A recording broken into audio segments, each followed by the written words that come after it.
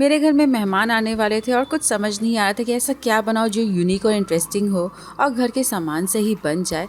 तो यहाँ पे मैंने फ्रिज से थोड़ी सब्जियाँ निकाल ली हैं और मैंने सोचा कि पाव भाजी बना लेते हैं। लेकिन पाव भाजी बनाने के लिए उतनी सब्जियाँ भी नहीं थी और ब्रेड भी घर में काफ़ी पड़ा हुआ था। तो बस इन्हीं घर की बेसिक चीज़ों का यूज़ करके आज हम बनाएंगे पाव भाजी, लेकिन कुछ डिफरेंट स्टाइल में घर में बची हुई ब्रेड का इस्तेमाल करके। इसमें आपको पकौड़े, कटलेट और पाव भाजी सभी का टेस्ट बहुत ही अमेजिंग आएगा और खाने के बाद देखिएगा हर कोई आपकी तारीफ ज़रूर करेगा। इस रेसिपी को बनाने के लिए बहुत ज़्यादा तैयारियां नहीं करनी पड़ती हैं और देखने में भी बहुत अच्छा लगता है। तो यहाँ पे मैंने प्याज, टमाटर और कैप्सिकम को कट करके रेडी कर लिया है और बस इसी बेसिक इंग्रेडिएंट से आज हम बनाएंगे ब्रेड भाजी बाइट्स। तो आपने देखा तैयारी में बिल्कुल भी टाइम नहीं लगा है। चलिए अब इसे हम कैसे कुक करें ये भी देख लेते हैं। तो यहाँ पे हम लेते हैं पैन और पैन में हम डालेंगे थोड़ा सा बटर और साथ ही में हम थोड़ा सा तेल भी ऐड कर देते हैं। तेल ऐड करने से बटर जलता नहीं है और बिल्कुल अच्छे से हम बटर को मेल्ट कर लेंगे।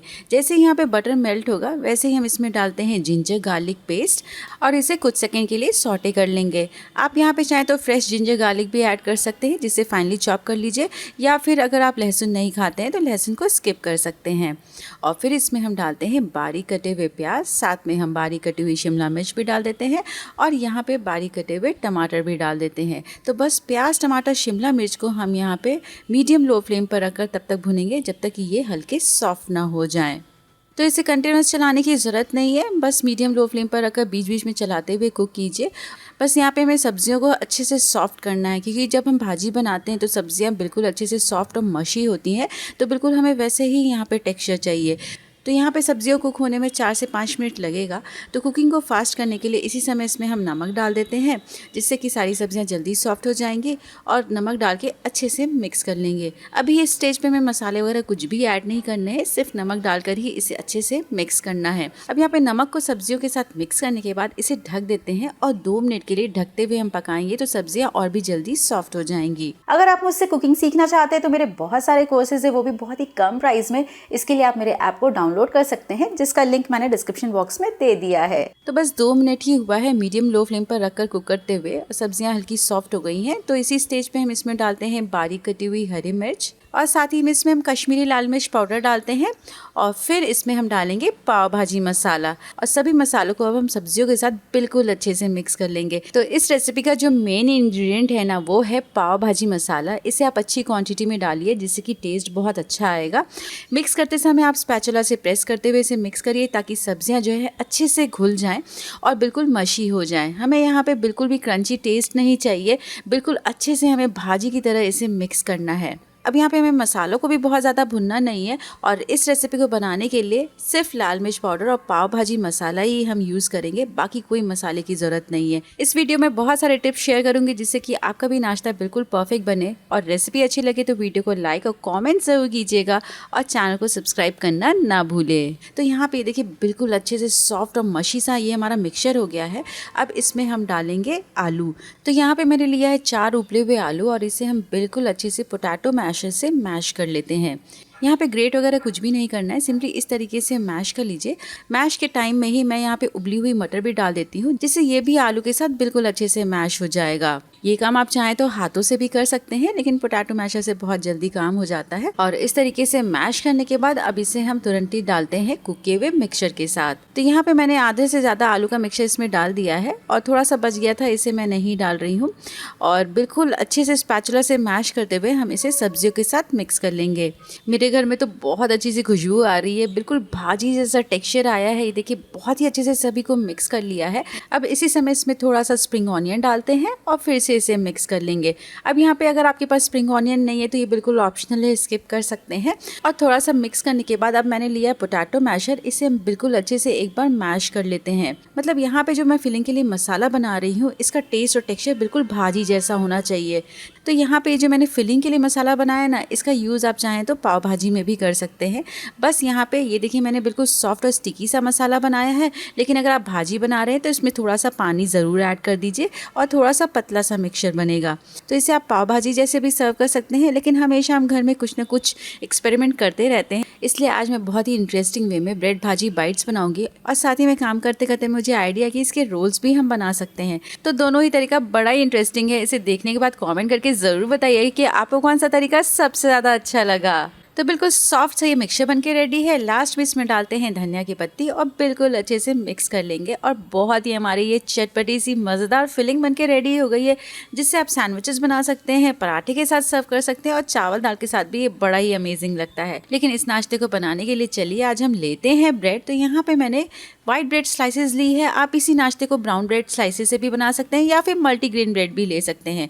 तो यहाँ पे देखिए मैंने ब्रेड के कॉर्नर्स को कट करके अलग कर लिया है और ये जो ब्रेड के कॉर्नर्स बचे ना, इसका इस्तेमाल आप ब्रेड क्रम्स बनाने में कर सकते हैं। घर में कैसे ब्रेड क्रम्स बनाना है, बिल्कुल बाजार जैसे इसे स्टोर कैसे करना है, इसकी फुल रेसिपी मैंने ब्रेड स्प्रिंग रोल वाली वीडियो में दिखाई है, जिसका लिंक मैंने डिस्क्रिप्शन बॉक्स में दे दिया है। वहाँ पे क्लिक करके इस वीडियो को देखिए और ब्रेड क्रम्स घर में बना के स्टोर कीजिए। तो कॉर्नर्स को कट करने के बाद अब हम यहाँ पे लेते हैं एक ब्रेड स्लाइस और इसके ऊपर अब हम स्प्रेड करेंगे भाजी का मिक्सचर। बिल्कुल इवनली चारों ओर हम स्प्रेड करेंगे और थोड़ा सा इस मिक्सचर को हम थिक ही स्प्रेड करेंगे, जिससे खाने में टेस्टी लगेगा। अभी तो इसे मैं प्लेन बना रही हूँ, लेकिन इसे आप चीज़ी भी बना सकते हैं, ये मैं आपको आगे दिखाती हूँ। और बिल्कुल इवनली मिक्सचर को स्प्रेड करने के बाद अब इसे हम दूसरी ब्रेड स्लाइस से कवर कर देते हैं।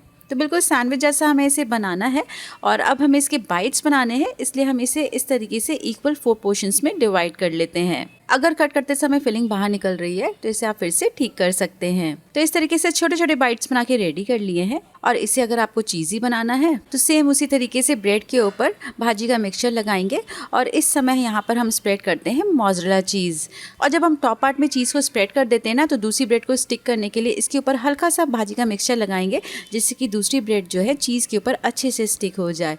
और सेम उसी तरीके से इसे 4 इक्वल पोर्शंस में डिवाइड कर लेंगे। अब इसे और भी क्रिस्पी बनाने के लिए हम एक कोटिंग करेंगे। तो लेते हैं बोल में मैदा, साथ में इसमें हम डालते हैं कॉर्नफ्लावर और फिर इसमें हम थोड़ा सा नमक डालेंगे और पानी डाल के बिल्कुल स्मूथ सा पेस्ट बना के रेडी कर लेंगे। कहीं जाइएगा मत, अभी तक मैंने ब्रेड भाजी रोल्स नहीं बनाए हैं, तो उसे आप ज़रूर देखिएगा।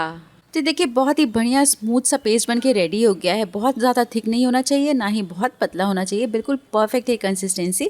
अब चलिए हम एक एक करके ब्रेड भाजी बाइट्स लेते हैं और इसे हम मैदा कॉर्नफ्लावर की स्लरी में इस तरीके से डिप करेंगे और तुरंत ही इसे हम वर्मीसिली के साथ बिल्कुल अच्छे से कोट करेंगे।